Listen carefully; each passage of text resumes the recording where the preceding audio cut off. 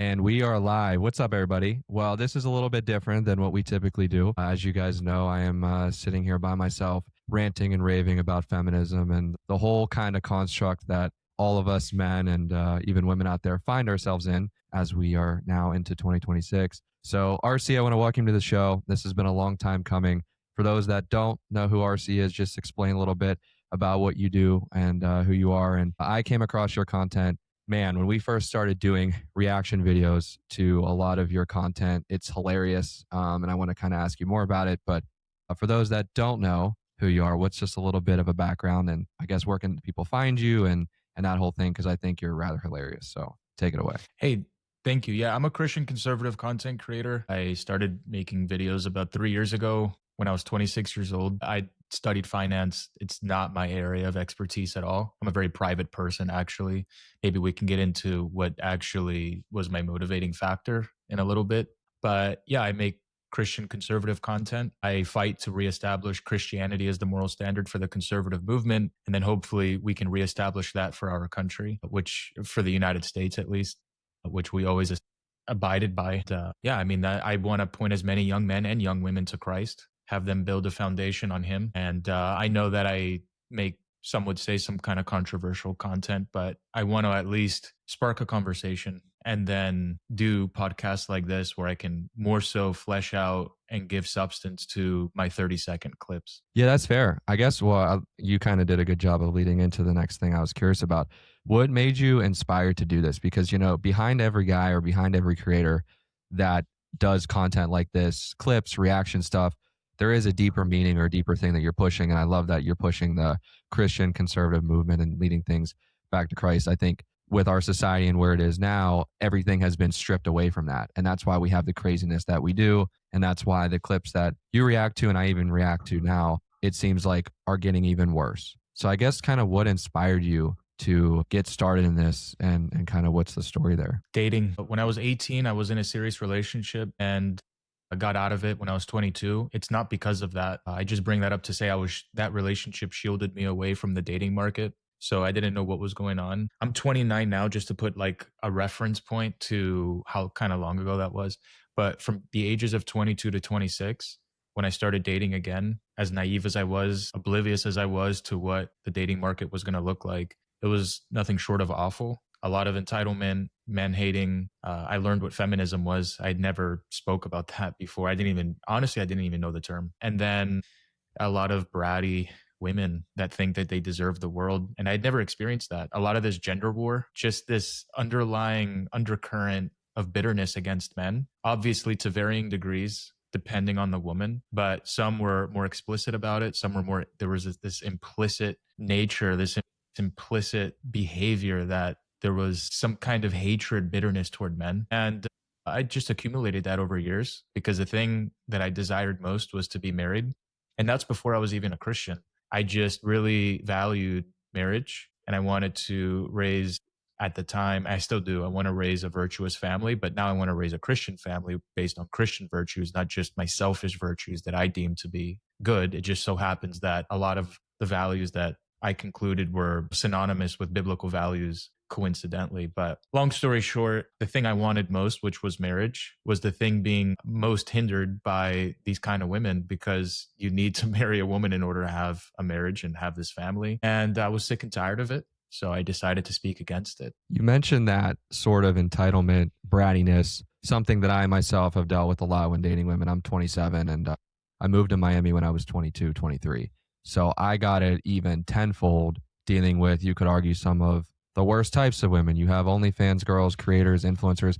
And when I had moved there, it wasn't what it is now. Now it's like a disaster. But I want you to kind of speak on the entitlement and bratty part, and even more specifically and deeper, where do you think that stems from? Because I talk about a lot on this show. It comes from fathers that are very scared of their daughters. They're very scared to tell them what it is, when it is, because they're afraid to lose that relationship. And the reason they're losing the relationship is because of social media. And social media is affecting quite literally everything. So I don't want to take that answer for you or even speak for you, but what do you think based on your experiences? Where does that entitlement and sort of brattiness really start? And do you see it ever getting better? I always have hope. I would like to see it get better. I have hope. I don't want to be a nihilist. and say that it's only going to get worse, even though we do know the world is coming to an end, at least from our Christian point of view. But within that time frame, I do think that there are ups and downs, and I think that it stands to reason that there can be an up before the end times come. But anyway, the what I think brings about that attitude, and this doesn't mean that guys don't also. I actually put the blame on men. So I'm gonna, because a lot of people that watch my content say you never criticize men. Well, I actually put most of the obligation on men because I believe that God designed us to be leaders. That doesn't mean we're better. It just means that's our gender role. That's our godly given role. Some men abuse that and then abuse women and abuse their children by having that power. And that's not why God gave us that. But I think that a lot of men enable this behavior of women that basically give them all the benefits of a traditional relationship. And the woman has to do nothing to earn it. She doesn't have to fulfill any of a traditional wife. She doesn't have to cook or clean. She doesn't have to sacrifice a career for a family. She doesn't have to distance herself from having guy friends. She doesn't have to stop partying. And basically, she does not have to stop living her single life. And she can do whatever she wants, but requires of the man. And the problem is, Islam doesn't really have this problem. I have my qualms with Islam. I'm not a Muslim, but in principle, I agree that in principle, I understand why they have their women dressed the way they dress. I don't agree that I think they take it too far. So in practice, I don't agree, but in principle, I do. The problem with so many Christian men, because we live in a majority Christian country, and excuse my language, but they're pussified. And as you alluded to earlier, they are scared of their wives. They're scared of their daughters. They're scared of women in the church. And I see it when I make content criticizing women on our side or that claim to be on our side. The amount of pushback that I get from these pussified Christian men, angry at me for calling out their wives, their women in the church, their daughters, and saying there's absolutely nothing wrong with, say, my girlfriend or my wife dressing in a bra in a public gym and then filming her boobs and ass and posting that online on her public account for tens of thousands of men to lust over, like, comment, follow her, and engage with her. And I think it's if guys stopped enabling that behavior, stopped giving attention to these women seeking sexual attention, then they would stop acting that way. But because men are the leaders and they're setting a poor example, many women are just taking the easy way out and saying, well, I don't have to cook, clean. I don't have to sacrifice a career. I can do literally whatever I want and control this guy, and he's going to allow me to do it. So really, I blame men. Yeah, I think that's a really good analysis. I talk about that a lot too. Men are, you take away the quote unquote Instagram, the app of attention, right? You would see a lot of women start to get in line and figure it out. And I think it starts with men for sure, 1000%. I completely agree with that. The thing you touched on there a little bit with Christian men, I have a lot of these guys that will message me. I myself am Catholic. I've, been a part of the church for my whole life. I altar served for a long period of time. So I, very, very involved, sort of those same similar values that you have in the Christian space. Some of the messages I get from these guys are where they are trying to be virgins and they're trying to do the right thing and follow the Bible, or for people that are Muslim or Jewish, the Torah, the Quran, whatever, right? All these books, even though that they have strange discrepancies, they also have a lot of similarities in terms of boundaries. And Yeah. I've looked at this pretty deeply. A lot of the messages I get, and I kind of want you to speak on this just from your experience and like what you're seeing, is a lot of these men are like, well, I want to be a virgin. I want to wait until I'm married.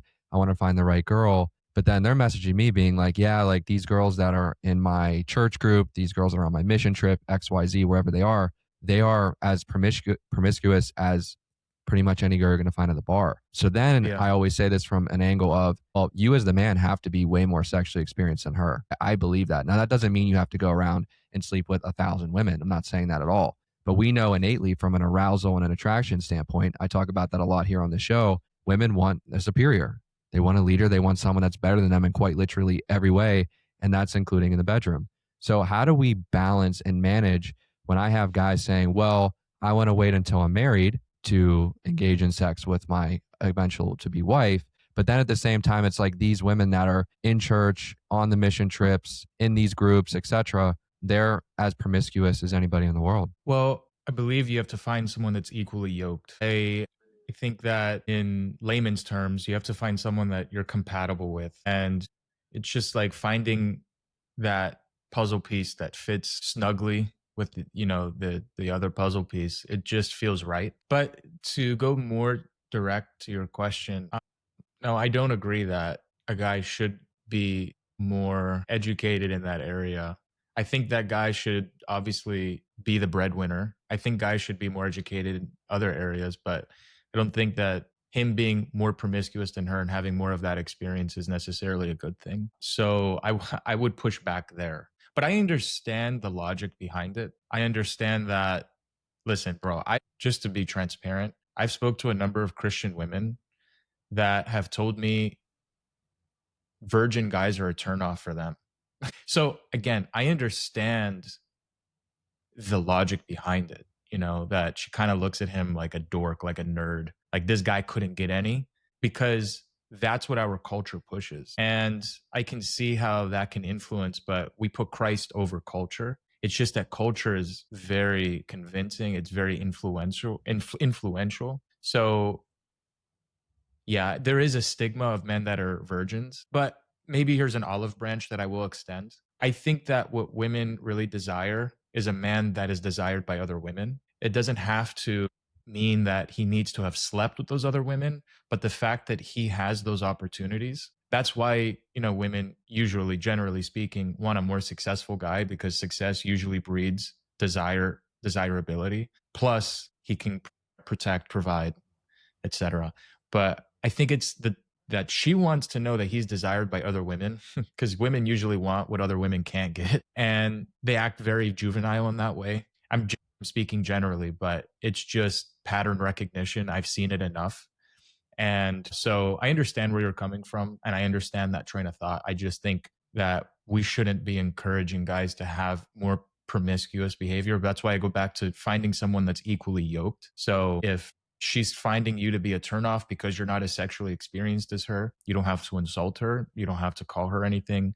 Just go your way. And that goes with anything. If she's just not accepting you for who you are, just go. It's really obvious when someone doesn't accept you for who you are, for whatever that reason might be. Just remain stoic, remain respectful and tactful, and go ahead. Like, cut her off with respect, but cut her off. I think there's a lot of power in what you just said too. I think there's a lot of power in having the ability to sleep with a number of women if that's what you want, but saying no, and having a lot of self-preservation, a lot of I think that would be the best way to put it. We have a lot of guys that listen and watch this show that are pretty inexperienced with women. I was one of these guys years ago before we started this. I'm sure at one point you were. And after going through the ringer of the dating marketplace and bad dates and relationships and everything, right? We all can speak to that to an extent. But for the guys out there that are watching and listening to this that are a little bit lost, and you just kind of mentioned in your answer about where you kind of know right away more the signs that she's not necessarily looking at you as a desirable piece. There's a lot of men, and I talk about this a lot, but I'm curious about your perspective on it. What are maybe some of like the top things that if a guy is dealing with a girl, maybe a Christian girl or just a normal girl, that he really needs to look out for because it's the sign that she's not really into him? Well, I think he needs to know what his non-negotiable core values are first. So I can tell you what I find to be red flags, if you will, or things to look out for, because those are my core values. But I think first and foremost, a man needs to know what his non-negotiables are, so that he never compromises on them, no matter what, no matter how tempting she might be, no matter how attractive she is, no matter how great her family is, because that's also a temptation.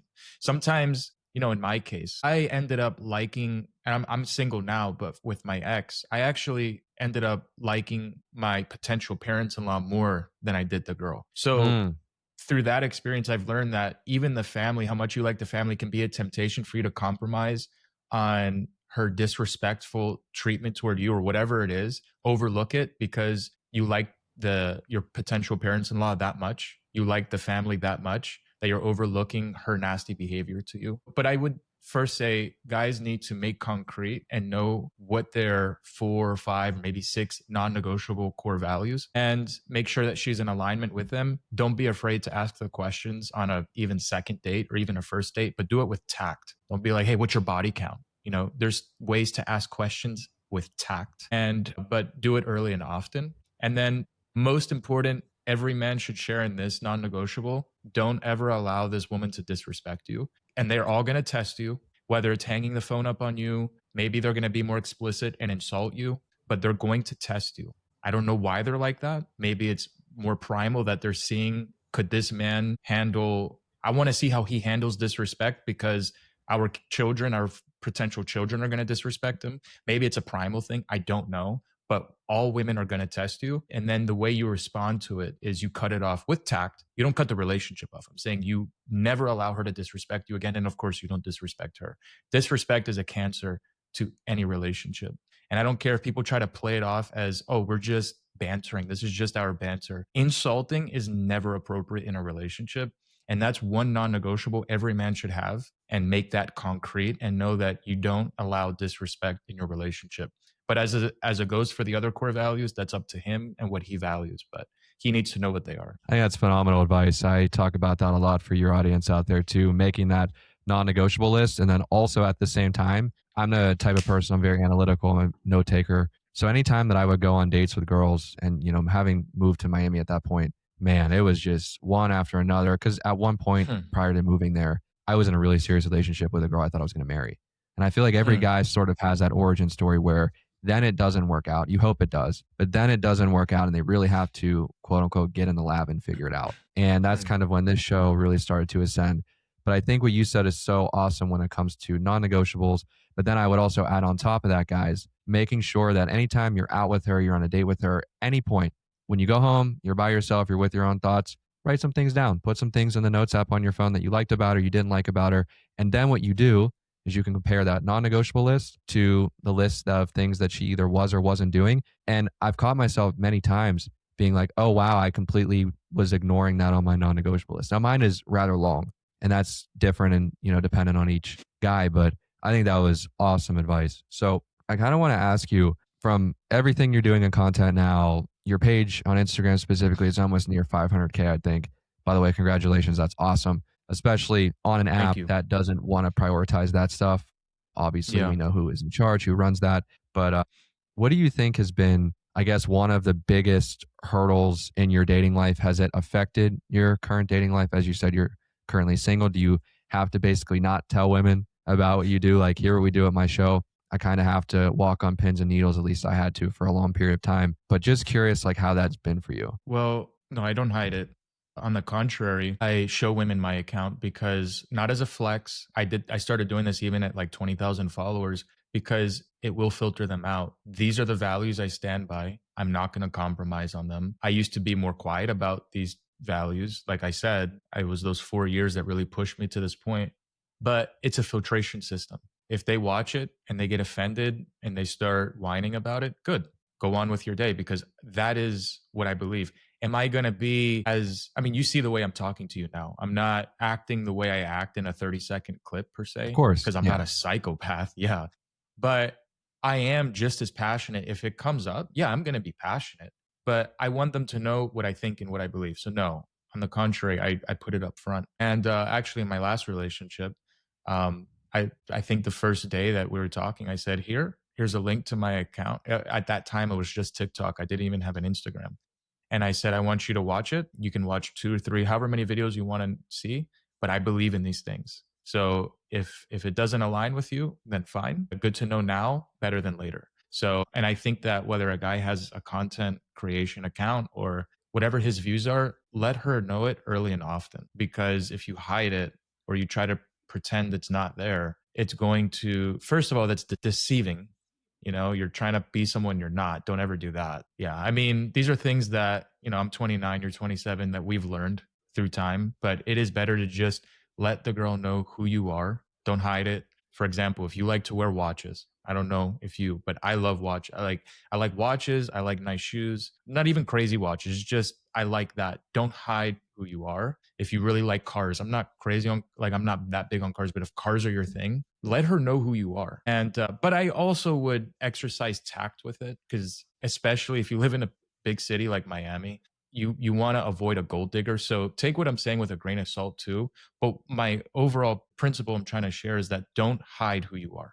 Don't. If you like something, don't pretend you don't like it. Just within the guardrails of reason, but be who you are from day one. And if she doesn't accept it, then fine, move on. Yeah, I completely agree with that. And specifically Miami, like, dude, it's insane. The amount of deception that's going on. It almost feels like a dance, and dating is a dance. You can make the argument to a certain extent, but it really is I've seen the craziest and heard the craziest shit in the entire world. So how do you think that by doing that, I guess per se, has that, and probably I guess by a numbers perspective, has it turned a lot of women away versus women that weren't? Are you showcasing everything about you up front? Are you waiting maybe after like one or two interactions to ease it in? What's the way that you've done it? And also, have you noticed that it has not hurt your chances with women? Because I'd actually argue that you're gaining something by filtering it out. But what has that ultimately been like for you? So I started making content in June of 2022, got into a relationship in January of 23. I was in that relationship for 2.5 years. So I can't, did it help? Well, I was tried to get into a relationship for like 4 years. And then about 6 months after making content, I felt like my confidence just came back. So maybe it did. I mean, I couldn't find a relationship before that. And then I have this girl at the beginning respecting me, but I've been single since August of 2025, just to put a timestamp. I don't know when people will be listening to this. And it's nearly the end of December now. And I've gone out on probably 8 dates. And every one of those girls watched my content before we went out. I couldn't go on that many dates when I wasn't making content in that time span. So I would say that it's helped. And I don't necessarily think it's because of the view counts that I get or the following, just the confidence. A woman wants a man that stands for what he believes in. And I think that they smell that.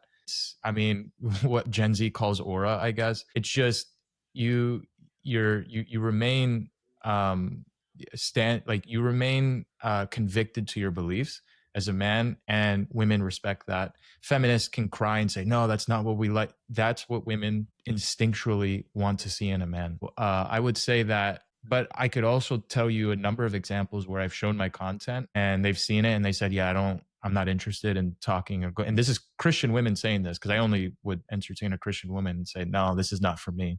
So it's also, I guess, hurt it, but it depends how you look at it. So something I see you talk about a lot, and I actually saw one of your videos recently about this. There's a massive thing going on in the Christian conservative movement right now when it comes to a lot of these women that I call covert feminists. I've been saying this for a very long time.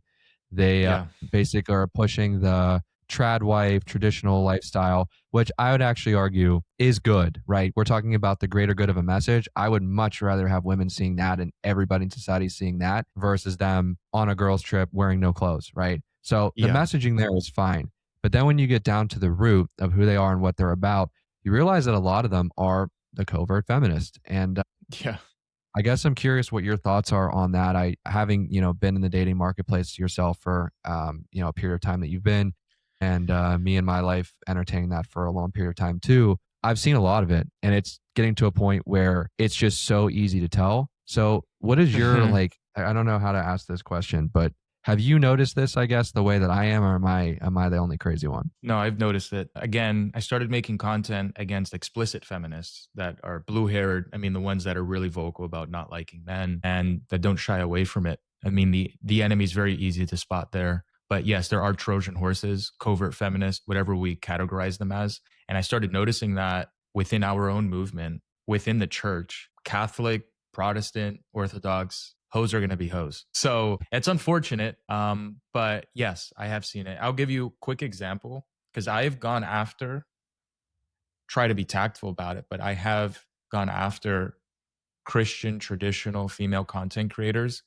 And most of the time they're married or at the minimum in a serious relationship. So here's an example of one. I'm not going to say names, but I'm reading I took a screenshot of her reel, I right? got you. I got And you. I she got you. put, when he and her fiance standing next to her, and it reads, when he asks you to put a shirt on, you're feeling slut shamed, referring to like feminist women. If your man asks you to put a shirt on, I'm sure you feel slut shamed, but I'm feeling loved. She says, like, I appreciate when my man tells me to put a shirt on, which is what we want to see. We want to see these female traditional conservative content creators saying this. But then you go to her very next reel and she's in a sports bra and really tight, like short shorts in the gym. And it's like, but you just, so it's a grift. You're acting like that's, and then the to cherry on top of the cake here, a bunch of her videos are half naked. And I reached out to her fiance and I said, bro, is this your girl? Like, I sent him a video. Yeah.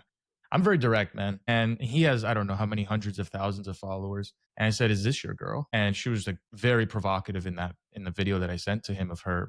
She was half naked. And he's like, "Yeah." And I said, "Well, this is not a good look. You said that you wanted her to like put a shirt on." And he responded to me saying, "Well, it's not that serious in my opinion. Usually she wears a t-shirt in public, but I guess she didn't have one on her in that moment." It's like, dude, there is a contagion of cuckery, and even within the Christian camp, under the Christian umbrella, and it's crazy. So it's a lot of it's a grift.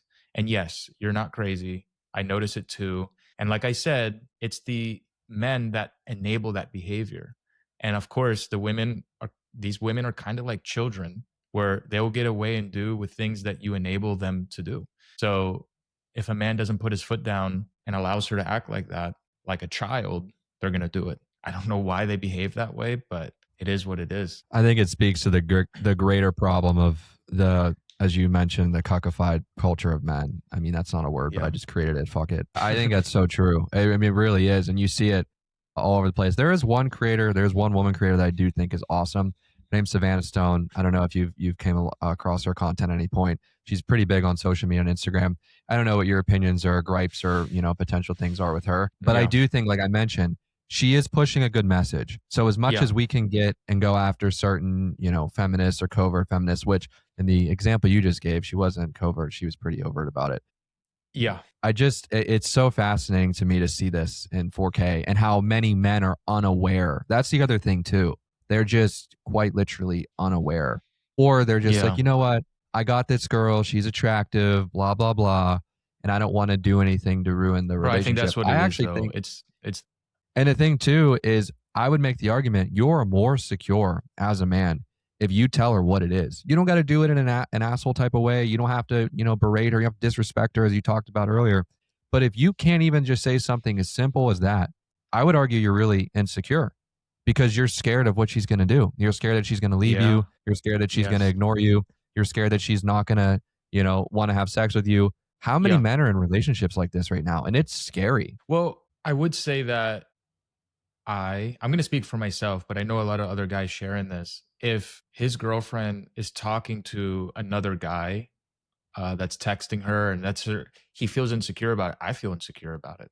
You should feel insecure about it. You should not feel secure that your girl is talking to another single guy that is interested in her, and she labels it as her best friend. You should feel insecure if your girl's going out to a bar with her girlfriends and she's dressed hoey. You should feel insecure about that. If you don't feel insecure about that, there's a problem there. So I don't, they say you guys are feeling insecure, and you should, no, but you should, though. That insecurity, that feeling is there for a reason. And you should never feel secure that your girl's living a whole life. That's not something you should feel secure about. So they tried to weaponize that insecurity, but there's nothing wrong with feeling insecure.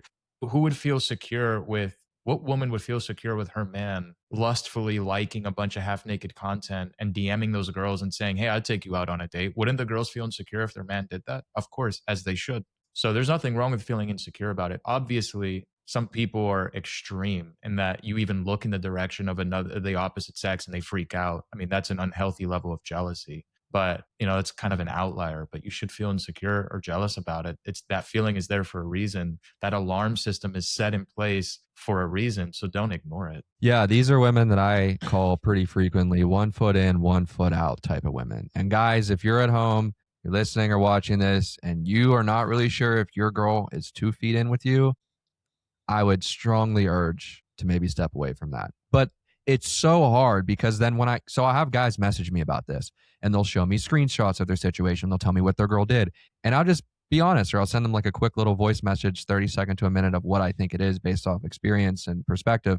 And then they'll start reasoning with it. Well, no, but she does this, this, and this. It's like, dude, what do you want me to do? Like, you're asking me about this because there's an innate problem here. And then at the same time, when I'm like, well, maybe you should maybe reconsider taking her seriously, it's like, well, no, what are you talking about? Like, she does all this stuff well. And I think it gets back to that main message you were speaking on about how many men are ultimately cucks in the relationship, and they put up with it because they're like, well, I don't want to go to the dating marketplace. They realize how brutal it is, and also the amount of time, energy, and effort. I mean, think about just yourself being a single guy where you're having to court the girl, you're having to take her on a date, you're having to smell good, you're going to have to speak in a correct tone to then even get a chance, right? And then after that, you got to hope that that girl's not part of some Facebook group where it's like, are we dating the same guy? That's a big thing in bigger cities. And I'm from Pittsburgh, Pennsylvania. That's a thing there too. And then you got to worry about the next day of maybe you said something wrong on the date and you didn't even know. So there's so much, I think, against men. And as much as we get on women, and I definitely get on men a ton too,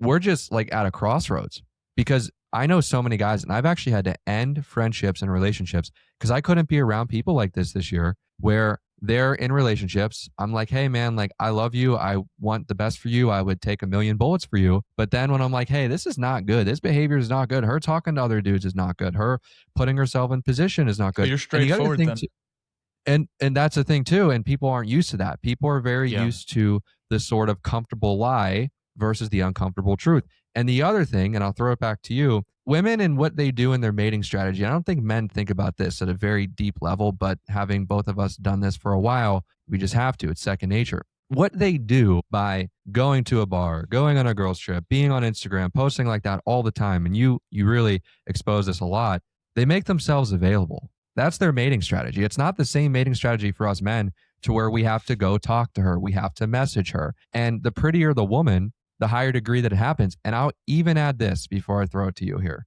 There are girls, and I've looked at their phones just because I'm curious, just on an innate level of being an acquaintance with them, that are like fours, fives. And look, we're speaking in whatever generalities here, that their phone's insane too. Like you think it's just happening to the girls that are like the 7, 8, 9s. I've seen girls that are like 4 or 5s that have, they're texting 5 guys. They're Snapchatting another 10.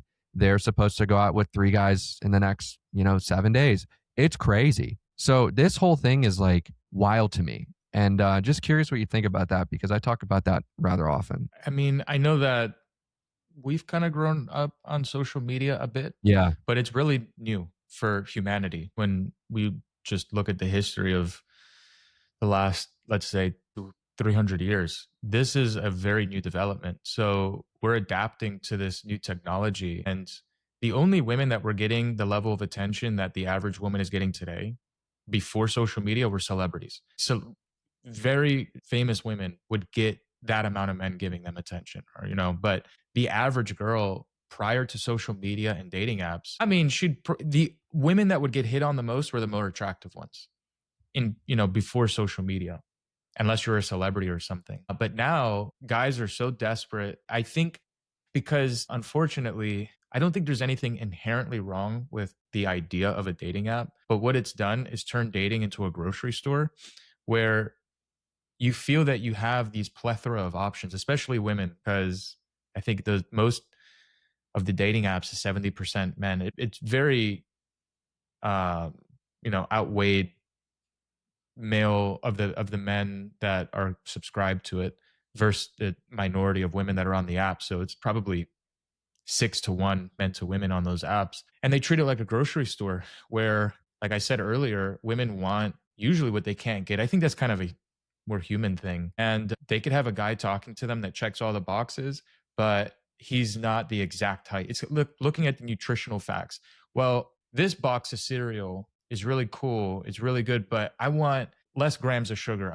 You can be specific with material items like that, but you shouldn't treat people like that. But women treat men on dating apps like it's a grocery store, and their egos are hyperinflated, dude. Like you said, whether it's a dating app, if you want to get an ego boost, imagine not only do they get hit on out at the grocery store, supermarket, whatever, but they download a dating app and within an hour they get like 100 likes. Their egos get hyperinflated. They go on social media, they have 10 more guys DMing them. They feel like they're the hottest girl on the planet. And like I said, it's because attention to women is the most valuable commodity in the dating marketplace by far. And I tell guys, well, your attention is only as valuable as you give it out to be. So if you're giving it out like a communist to everyone for free, then your attention is really worthless. But if men take that attention back and only give it to women that are modest, traditional, and essentially drown out and put a drought to the whole market of women that dress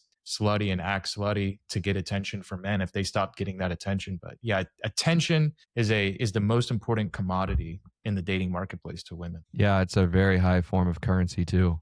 And if you start removing the attention, as we do, sort of worldwide, nationwide, etc., then they'll sort of have to start to get into line. But I guess what I'm curious to know from you is, where do you see this heading in the next 5 to 10 years? I know even 3 to 5 years is a crazy ask, but let's just say 3, 5, 10 years. Where do you see the marketplace going, especially for the single guy out there that's listening and watching this that wants to figure out what they're doing? There's a lot of guys that will specifically watch my content, and I know yours too, that are good guys. They're in shape. They take care of themselves. They seem like pretty good humans. They're virtuous. They have all these qualities, and they are some of the most single people in the world. And you can make the argument that's a good thing, because the women that are being presented to them would, I would say, ruin their lives to an extent. So I guess, where do you see this going the next 3, 5, 10 years, just based off your instincts, your perspective, and what it's been like dating as a single My person? instinct is to say it's going to get worse. I mean, there's going to just be more people added to the dating apps that are turning 18 in 5 years, 3 years. Every year, there's going to be more 18-year-old men and women that join the dating apps. So it's going to continue to enable them. The only thing that'll change it is men setting a different example, but I don't see that happening in 3 to 5 years. I think that it's going to take a long time for that pendulum to swing. And usually, when the pendulum swings, it swings way too far in a certain direction. So, but I think that I don't have a timetable, but in the next 3 to 5 years, it's just going to continue to get worse. I don't see it getting better. Maybe in 15 years, once that we've been more adapted to social media and how to properly utilize it. But it's still, I mean, imagine being in the position of like the average woman in the United States or in the Western world, and their egos are so hyperinflated that how long is it going to take for that? We really need a recession of women's egos. There needs to be a recession if we're going to put it in like logistical economic terms. But it's so inflated right now that I don't know when that recession is going to come. Great point. Amazing point. What are your thoughts on the AI sex robots that are coming about? I read a lot into this space. I'm big into the AI space. I myself run a PR company, so we are ultimately utilizing every resource that we can. And this has led me into the AI sex robots that are coming. And you're seeing men that are from different countries, like in India, like in Australia, like Europe, even China to an extent. If you look this up, it's very readily available to you on Google, wherever you look it up at. This is coming. And men Yeah. are going to create these things to solve their problems. I couldn't do that just personally and what I believe in. And I'm sure you're probably the same way too. But guess what? There's a lot of men that would be totally fine with it. I think that is maybe phase one, or one of the phases that could be the saving grace to this recession, or to this issue of ego and the inflated egos. I mean, I don't agree with it. I don't think it's something I would ever. Pretty sure you're the same way too. But that could be a potential solving factor, because women are going to be like, oh shit, men are now creating things that are solving their problems. So yeah. I That's an interesting perspective. Um, I don't think that would be what causes the recession. Actually, I'm surprised you think it's the men that are going to be the biggest customers of that. I think it's going to be the women, honestly. And I don't know if they'll necessarily even use it for sex, but perhaps a lot of them will. I think that, I mean, look how hooked they are to these romance smut books that, I mean, 50 Shades of romanticize Grey. rape. Yeah, 50 Shades of Grey romanticizes sexual assault. They'll say, well, it's consensual, non consensual, whatever weird liberal term they've come up with. But a lot of these books that I think 50 Shades of Grey is perhaps the more known of them, but women could very easily be the biggest customer of that market too. Now, I just think that's going to pervert things even further. I think that And who do you think's behind that, by the way? I know we can't say it, but come on. yeah, well, we know. I mean, Yeah. I let's just put it this way: it is wealthy, perverted people that Yep. will be immoral and that usually are anti-Christ. People that have Christ in their heart, I don't see would justify profiting off of a perverted market like this. So it's usually anti-Christs. Whoever that is, that are very wealthy and powerful and that hate Jesus Christ with a passion are usually the ones behind industries like this. So, but with that being said, I don't think it's going to be that big of a market personally. I think there are going to be some customers of it. But I don't think that's going, I don't know. I just don't think that that's going to, I mean, because sex toys already exist. I don't really want to get into that subject. It's kind of, I just don't like talking about that too much, but that already exists.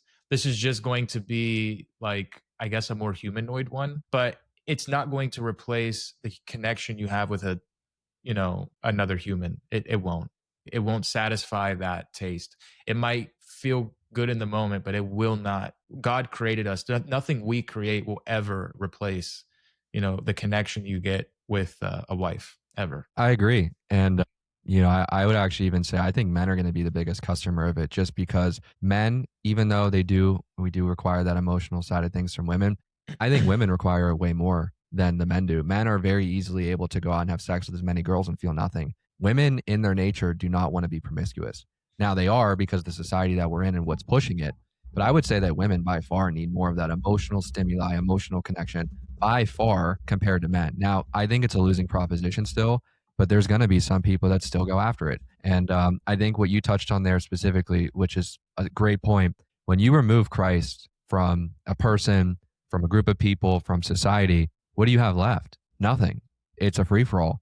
And that's what we're seeing in our world today. So yeah, it's bad, man. Well, so interesting statistic here. I would just read it to you. So in the United States, women by far are the biggest customers of sex toys.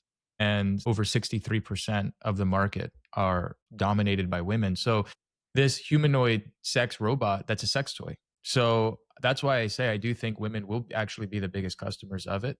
But I mean, I guess time will tell. But I mean, Yeah, for it's sure. just they already are the vast majority of customers in the sex toy industry. So I think it stands to reason that they will probably be the biggest customers of this too. But it will not replace the emotional connection that you have with a wife or Human. with a husband Yeah. if you're a woman. Couple more things and we'll wrap here. And Sure. again, thank you so much for your time. I appreciate it. Yeah. So, what do you think as a single guy or other guys that are listening and watching this? Because I just care about them so much, having been someone that I've been through the ringer, I've been through the relationships, I've been through the hookups, I've been through quite literally everything. There's nothing I haven't seen, heard, or done Yeah. in most cases. And a lot of guys don't have that experience. I was that guy at one point. I Yep. was the guy and the kid that never went to the school dance. I didn't know who I Yep. was. I was a corpse walking around in a body that didn't have a personality. I didn't know how to dress. I didn't know how to smell good. I didn't know any of this. So Mm. there's a lot of guys out there that are dealing this pretty much every day of their life. And I guess the question I'm asking you is, what would be some of the things that you would urge them to do, strive for them to do to make themselves more appealable to not only women, but to who they are at their innate core? Because I think, of course, if you're very confident in yourself at your core and who you are, you're going to naturally attract women that like that. So, what do you think are maybe just some of the things that could really help a lot of guys out there that are kind of new to this, that maybe have picked their career for a while, chose money for a while, chose education for a while, and almost the idea of women was not even a thing to them because they were focused on their grind? What would be some of those things that you would recommend or even urge men to be doing? Find a reason to be excited to wake up in the morning and have a fight to fight. Not everything is worth a fight. But so for anecdotal, but after my first relationship when I was 22, and then just kind of trying to date again, and the very awful experience of dating these women, as I said earlier, just the entitled, nasty treatment and a lot of rejection and being put down and feeling like I'm trash, my confidence was shot. And I never really had a confidence issue until then. And then from 23, 24, 25, 26, I was just rock bottom with my confidence. But I felt this burning desire that I needed to say the truth and I wanted to make content and I wanted to do it in a short form because, well, long story short, I felt like I was breathing through a straw underwater.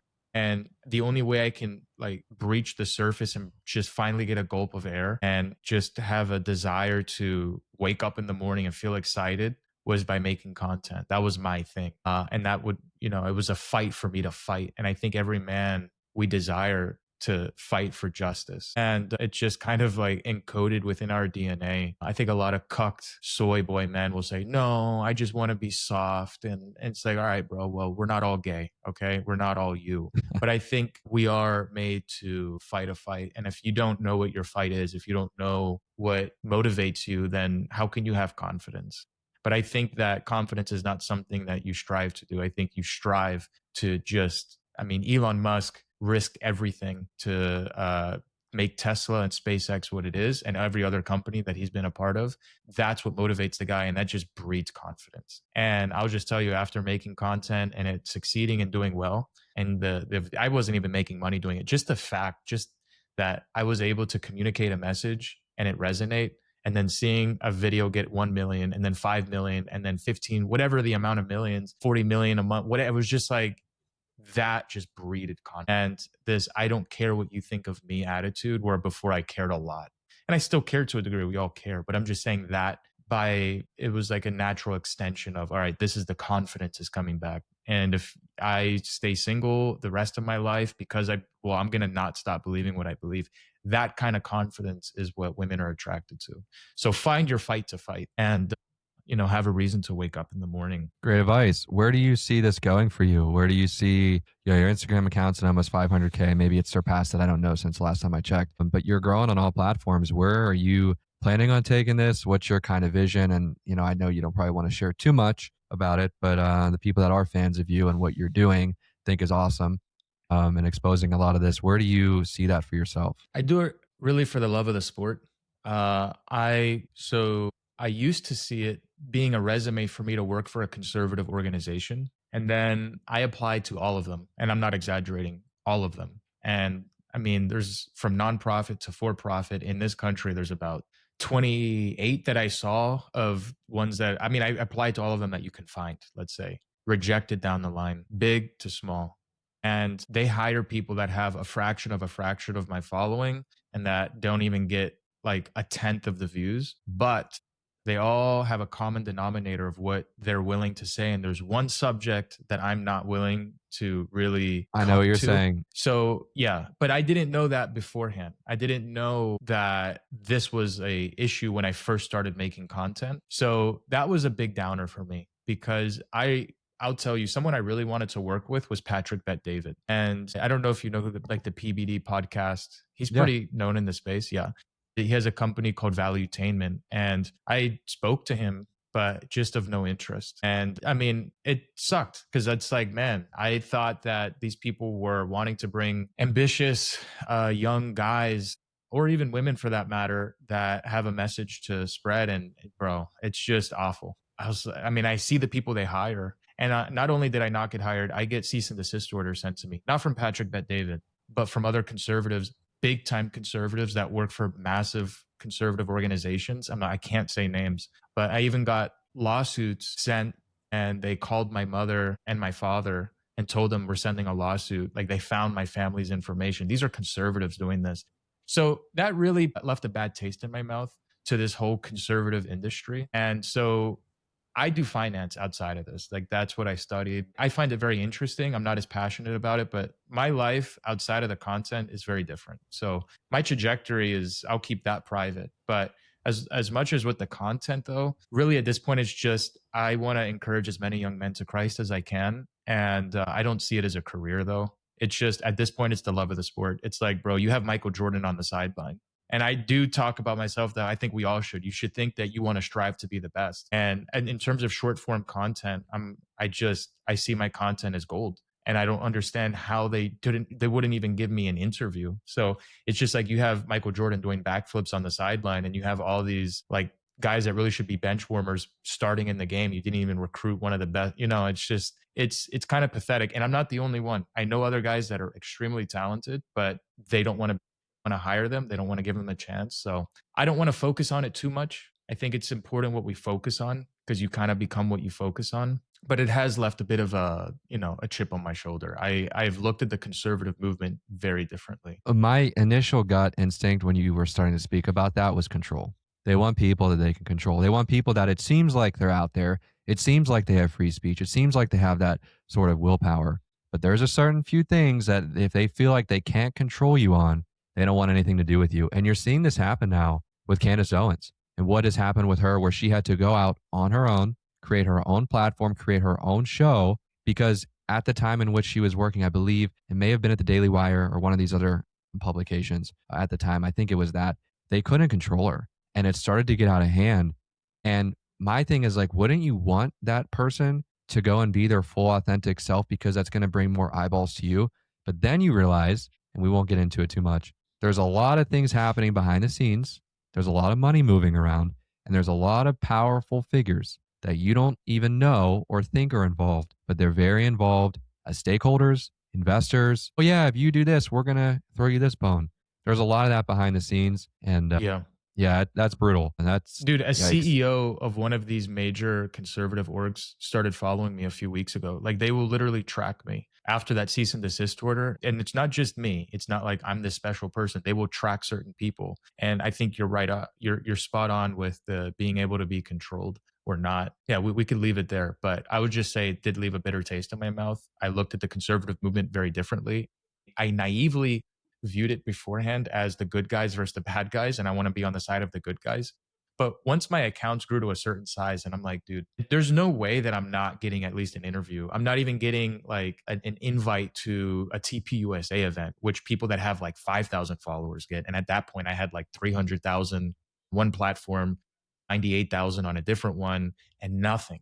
So it wasn't adding up. Something was not making sense. And yeah, it's sad. I wish that I still kind of had that naive view beforehand where Trump's the good guy, all the conservatives are the good guys, and the left are all the bad guys. But at least within the conservative industry, that's not the case. It's not even close to the case. Spot on. It's too What are bad, you getting? honestly. Why are they hitting you with these orders? What are you doing? Is it because you're frying people too bad online? They're trying to hit you with some sort of defamation case. Like what? Why? What is the you know what, I don't want to get into it too much. I'm just curious. Like why are they doing? Like what are you going after? Well, the conservative pundits usually say that they're against DEI, but they will literally hire people that are token minorities, that are a token sexuality, and that are a token gender. And you can tell some of these people that have no skill, and you really sit there asking yourself, why was this person hired? I know 10 people personally, some that make content, some that don't even make content, that would do a far better job explaining this issue than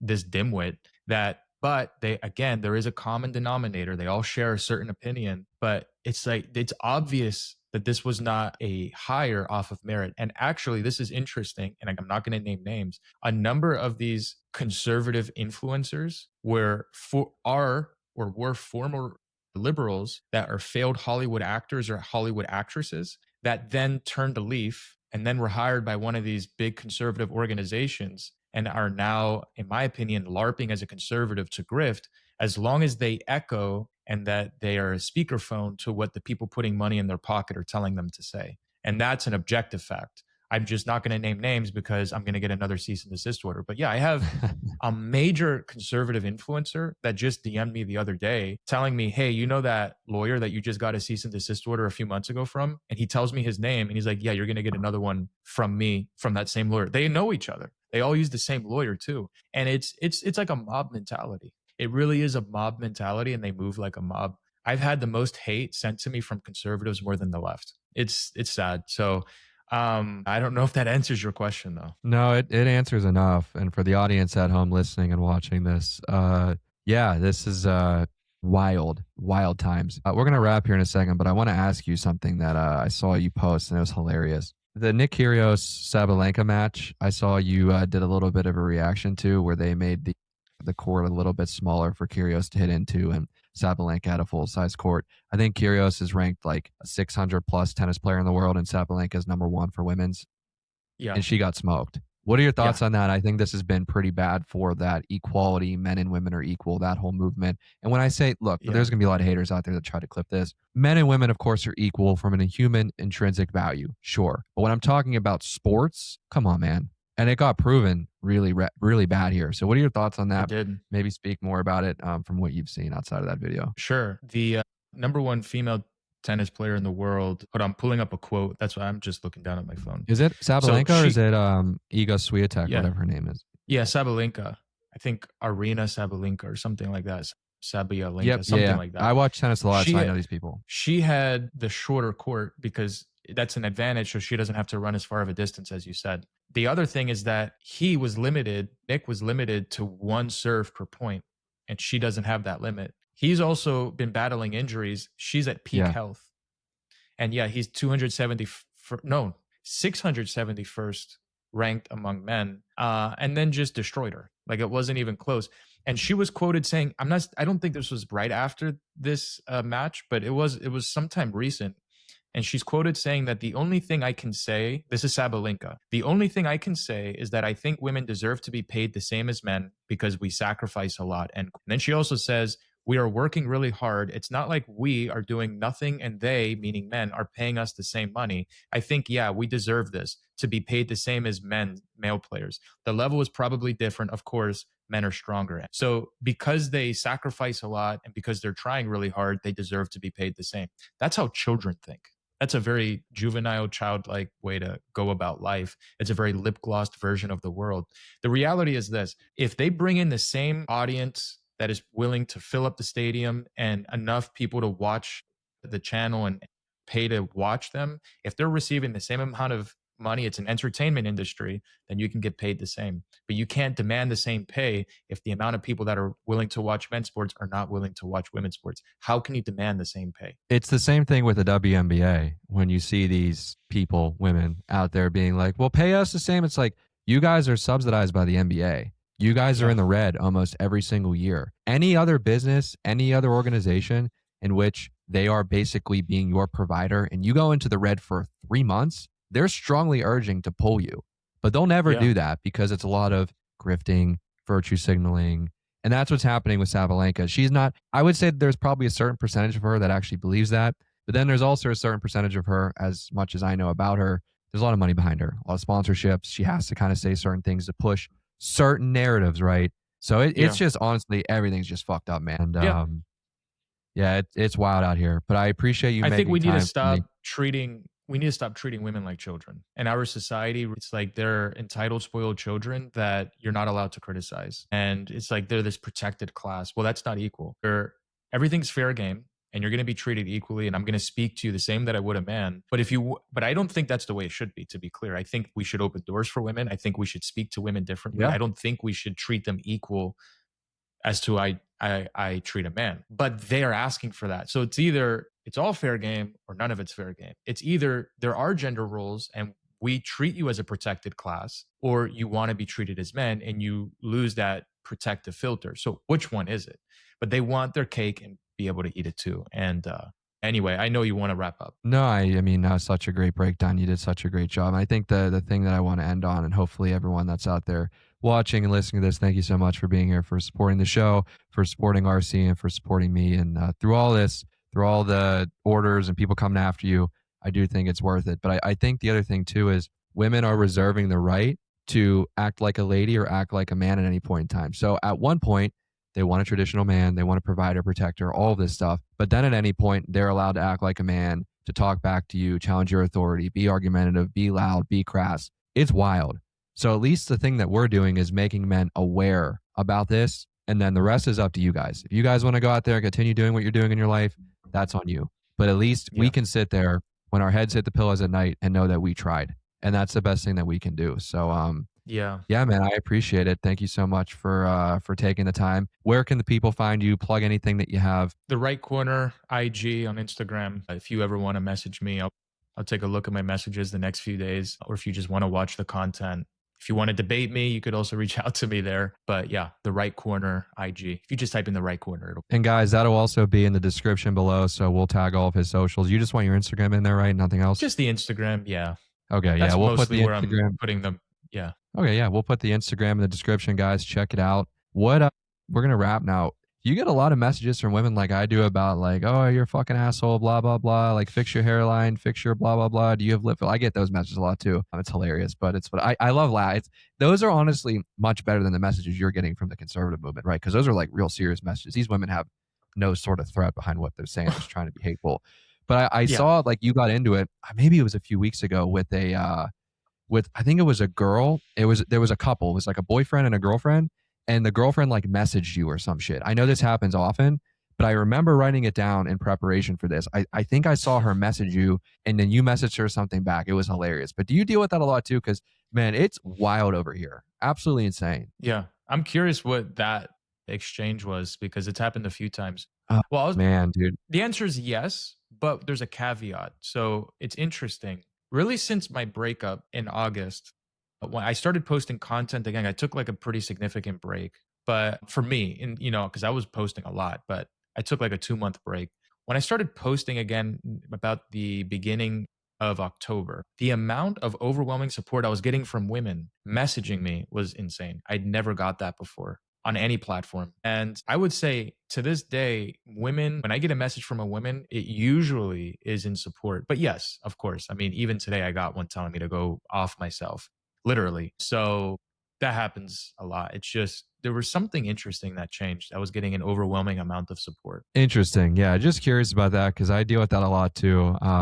But hey, man, that's how you know you're doing the right thing. The louder you I get, the actually more went that your out content with gets a, views. Good. oh, I'm sorry. No, go ahead. Go ahead. No, sorry for interrupting. No, you're good. It like surfaced to my memory. I actually went out, like it was about a month ago, but I went out with a girl that had messaged me from Instagram. So a number of them will honestly just reach out saying, "Hey, like I'm interested in dating you if you know." So that's happened a lot too. Again, it's happened the most in like the last 2 months or 3 months. Really, that never happened before. It happened every now and then, but yeah. Anyway, as you were saying. No, no. I think that was a great breakdown. I was just very curious about it because we do a solo show here. I kind of like to break things down by myself. I don't interview a lot of people unless I think they can provide a lot of value. And I think you did a great job of that today. And I want to thank you so much for being here, giving me over an hour of your time. I know it's pretty late, but yeah, thank you again so much for coming on the show. We'll have to do it again soon. We'll chop it up with any current events and other topics. But I think this is a pretty good intro to having people understand who you are and what you're about. And yeah, guys, give them a follow. We'll put the Instagram in the description below. And yeah, have a great, safe rest of your week. And I will be talking to all of you later.